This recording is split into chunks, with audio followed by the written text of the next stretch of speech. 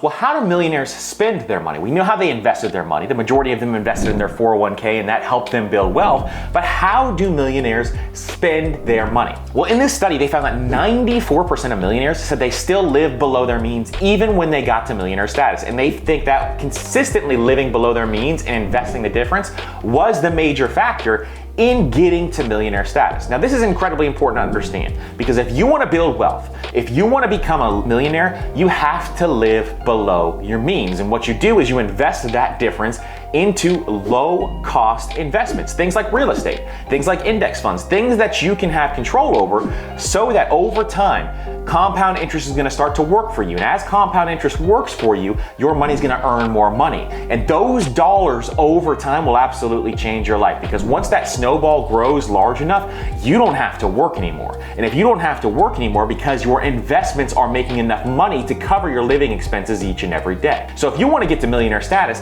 doing this consistently over time and then increasing your income is going to be a catapult that's going to take you to multi-million-dollar net worth if you utilize that money correctly. But you have to live below your means in order to be able to reach that millionaire status. This is incredibly important to understand. Now, here's another interesting thing about these spending habits is 75% of these millionaires have never carried a dollar in credit card debt. See, credit card debt can absolutely destroy your wealth. So if you can avoid credit card debt at all costs, it will absolutely help you in your millionaire wealth journey. Because instead of paying the credit card company, you can take those extra dollars and put them to work for you every single day so that you don't have to work anymore. And those investments are going to be working for you and compounding and building wealth for you over time. So this is the power of not having that debt. Now, if you're in credit card debt, that's one of the first debts that we want you to get rid of because typically credit card debt is high interest debt. And high interest debt is something that you want to avoid at all costs if possible. Now, what do we classify as high interest debt? Here at Master Money, we say anything above 5% is typically what we classify as high interest debt to give you a baseline. Now, there's a number of factors that you can factor into that play, but going after that high interest debt first, 17, 18, 19% credit card debt is definitely something that you want to do